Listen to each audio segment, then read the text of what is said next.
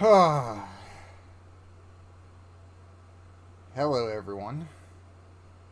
I was going to make this video last night. My plan was to finish Fastlane, flip the lights on, throw the camera on, and talk about the women's matches. I had high hopes for one, decent hopes for a second, and no hope for the third.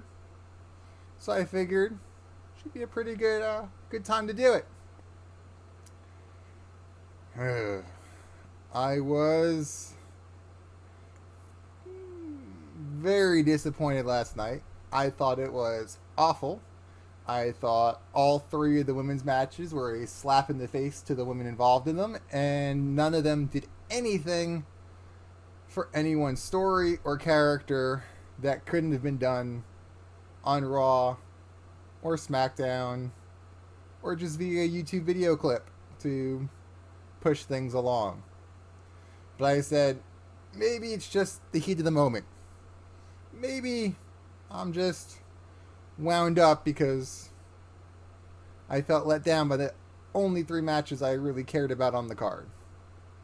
So I said, let me sleep on it. Let's see how it goes when I wake up tomorrow. So I woke up this morning, got myself a smoothie, made some blueberry waffles, sat down to rewatch, I should say, Fastlane. Still awful.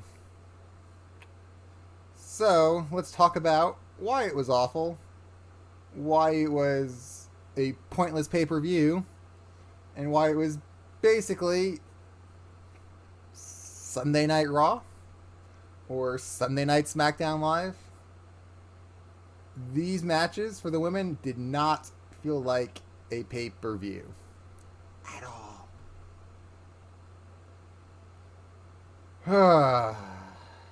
Alright.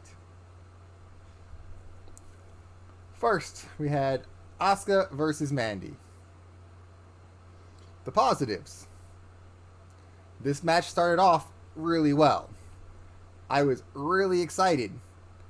They were building it up as Asuka was going to be the dominant one. She was going full force. Mandy was playing the skittish heel. She was looking for ways to let Sonya Deville interfere, distract, while she slipped away from Asuka to try to get the advantage. I loved it. That's what I wanted. I wanted to see Asuka book strong, and I wanted to see Mandy and Sonya moving towards heels, being viable, heelish threats to Asuka. Because everybody knows, no matter how good Mandy Rose gets in the ring, she's never going to be seen on the same level as Asuka. Just facts. So you can't build her by trying to say she can go toe-to-toe in the wrestling skill department. So she has to be the backhanded, the shady one, the one that's going to do anything to get ahead. It's going really well. And then things got weird. Sonya started looking for weapons into the ring. So I went, alright, we're going to get a convoluted finish. Probably she's going to go to swing on Asuka, smash Mandy with the kendo stick. Happens all the time. It's a finish. Not what we got. When Sonya flipped the ring apron up to get the kendo stick, Mandy trips and then loses. She trips and then loses. How does this help anybody? Asuka wins on a dirty victory in a match that if you're going to have her go over, it should have been her overcoming two people and proving that she was the fighting champion and had the fighting spirit to push through the odds and come out on top. If you're going to go for a dirty finish, it needs to be a DQ when Mandy got the upper hand. Her and Sonya showed that they are a dominant force to be reckoned with and pull the carpet out from under Asuka. What needed to happen was they needed to give Mandy a moment. She needed a big win to make her viable. They've reduced any threat that Mandy causes to zilch. So now who does Asuka have going into the pay-per-view? Nobody. They have 4 weeks to build something for the SmackDown Women's title. And on top of that, they're breaking apart one of the few viable tag teams they have for a tag team division they're trying to start out. In a division that's already lacking teams, and amongst those teams lacking talent in some cases, which we'll get to later, you're now setting up and hinting at the breakup of one of the actual good teams you have. A team that literally took the champions to task. A team that literally looked like they could have upset Sasha and Bayley Elimination Chamber a month ago to win. Are now potentially breaking up because Mandy slipped on a ring apron. What are you doing? There's no story here, and the only story they can tell is a bad one. If this doesn't end with Mandy and Sonya going out for donuts, kissing, hugging, and making up for it, I'm going to be upset. I understood eventually they were going to break up because that's what heel teams do. But this is too soon and not a good way to do it at all. This is just going to make Mandy pointless, it's going to make Sonya pointless, and it's already made Asuka pointless.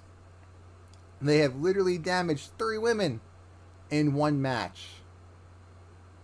And once again shown, the SmackDown title does not matter. It gets no story. It gets no competition. They can't... What is it? Can they not build up more than one title at a time? This was awful. If this is what we have to look forward to from this new initiative of writers, from this new creative team, I'm not excited. This was just... It was just bad. It started out strong. It started out looking good. And then the finish just mucked all that up and threw out anything they built up for Mandy. Any momentum she had from playing the slippery heel was out the window when she lost from slipping on the ring apron. That was just... It was disappointing because this match had so much potential and it went nowhere. It just was a... Alright, we got that done. Asuka's still the champion. Let's move on. And it potentially broke up one of the better tag teams that they have for the women tag titles. So, I mean, they could potentially lose on 3 accounts here. They lost on having a good match. They lost on building up Mandy as a viable threat. And they might lose out on having another good tag team that can push for the belts.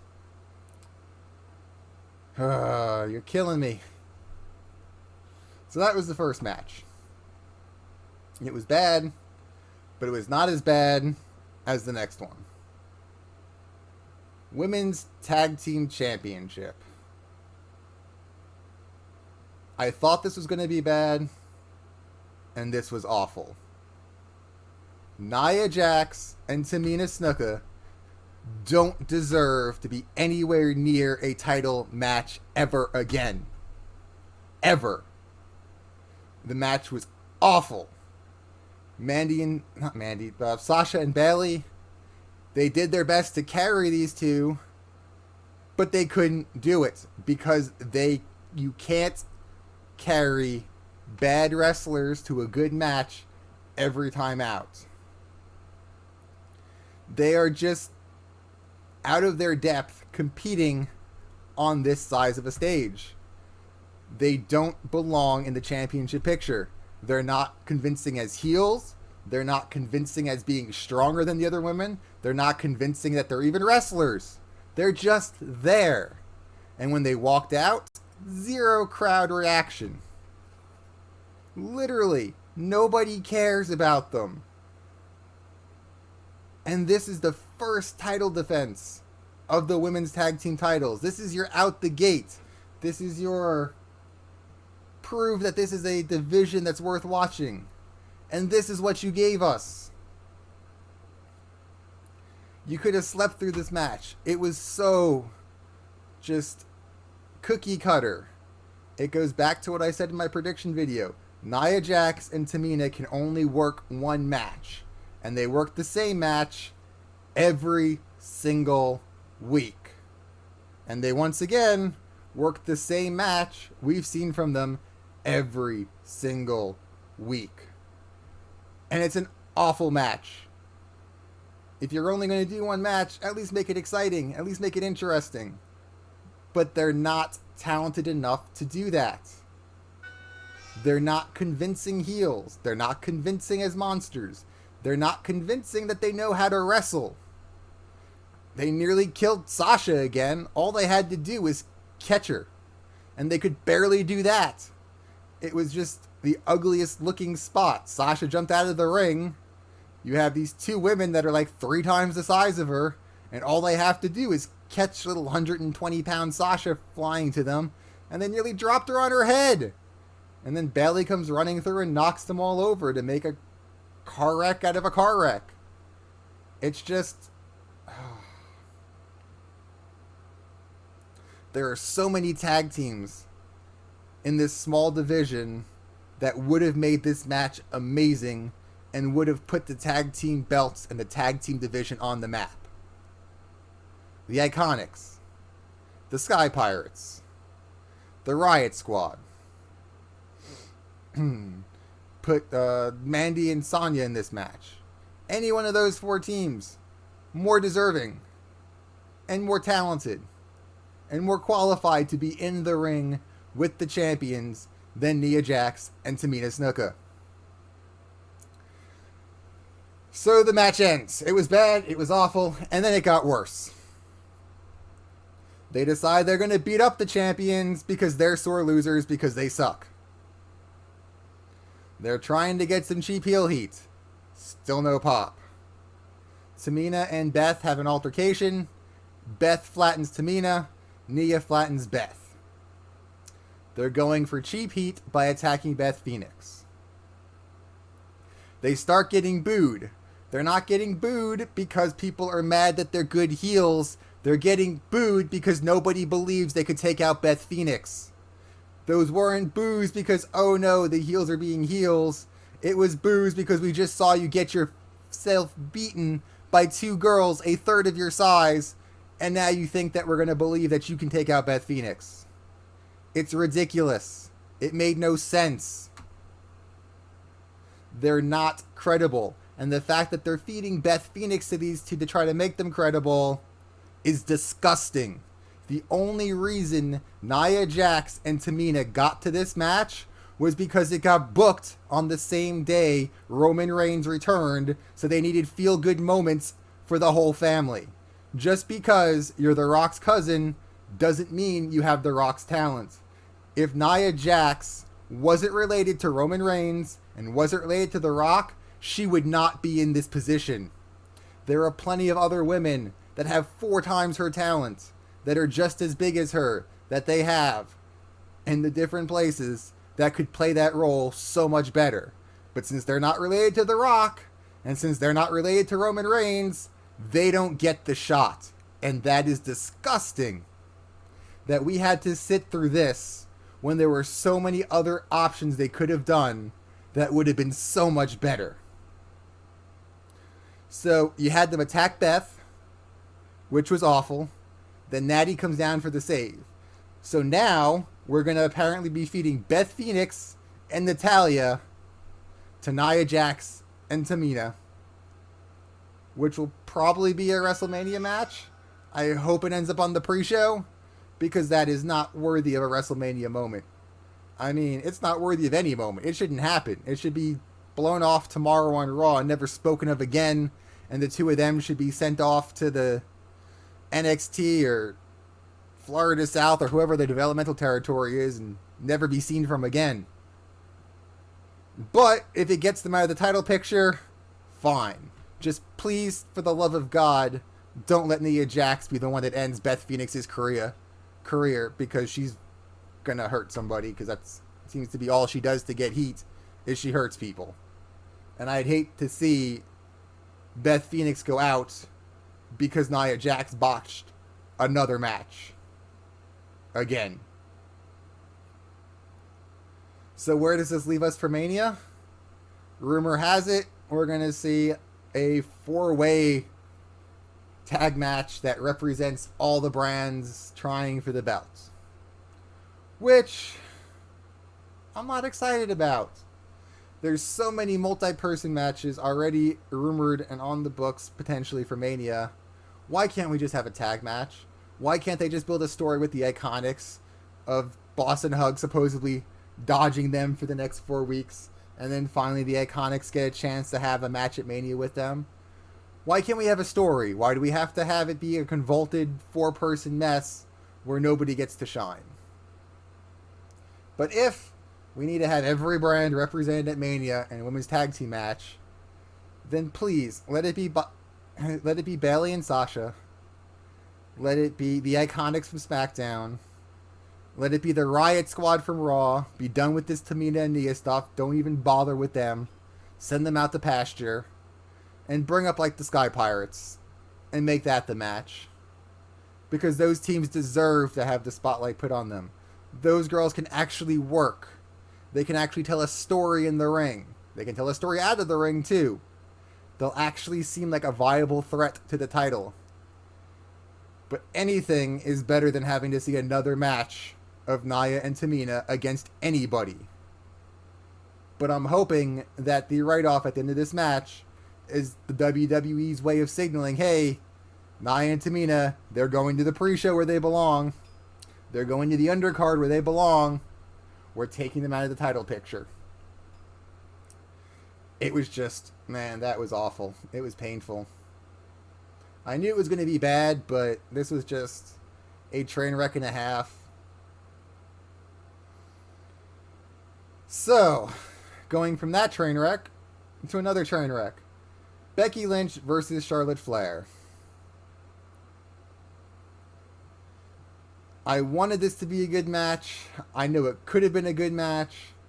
I was hoping they were going to not oversell the knee.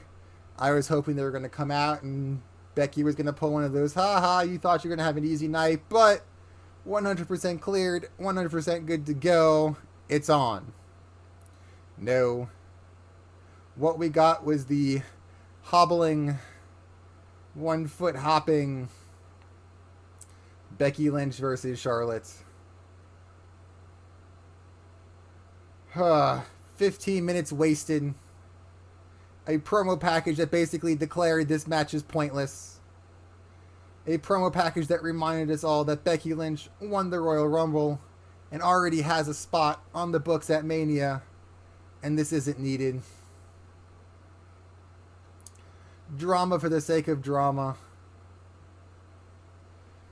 I mean, they have 4 weeks now to fix what was the easiest selling event they had for WrestleMania.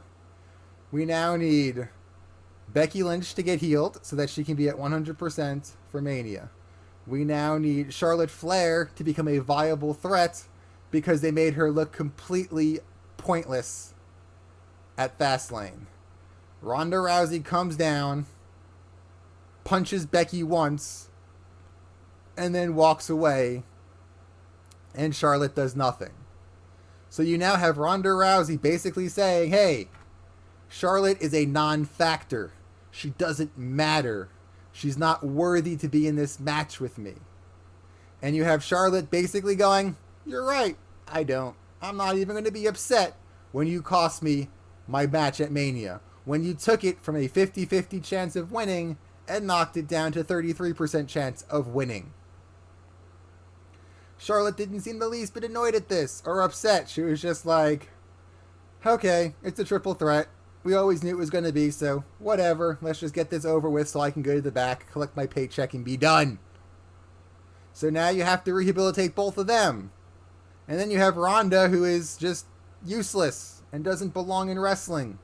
And you have to deal with her for 4 more weeks of her rambling, Micro Machine Man speed-talking promos that make no sense. Her online vlogs that bash the entire story and ruin any kind of semblance of disbelief we're trying to put into this.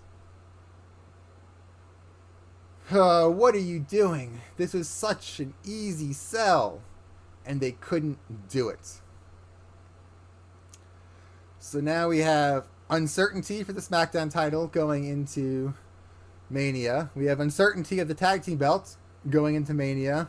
And we have a cluster they need to clean up for the women's title at Raw. Nothing is looking good. This is just looking like a giant mess with no good outcome coming from it.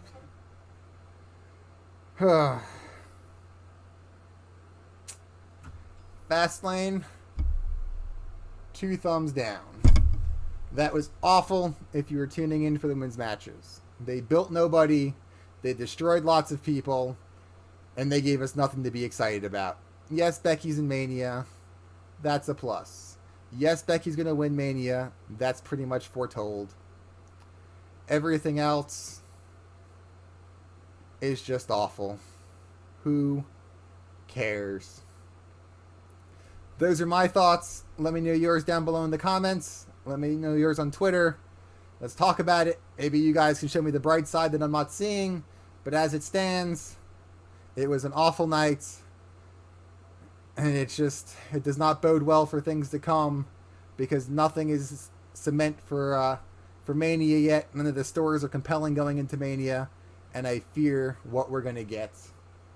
The next video we're doing, you're gonna see we're gonna be talking Shine, and I'm excited for that because I'm positive whatever they put out is gonna be better than the massacre we witnessed at Fastlane. Have a good day, guys. This was Diva Dive. And I'm Gary Cook.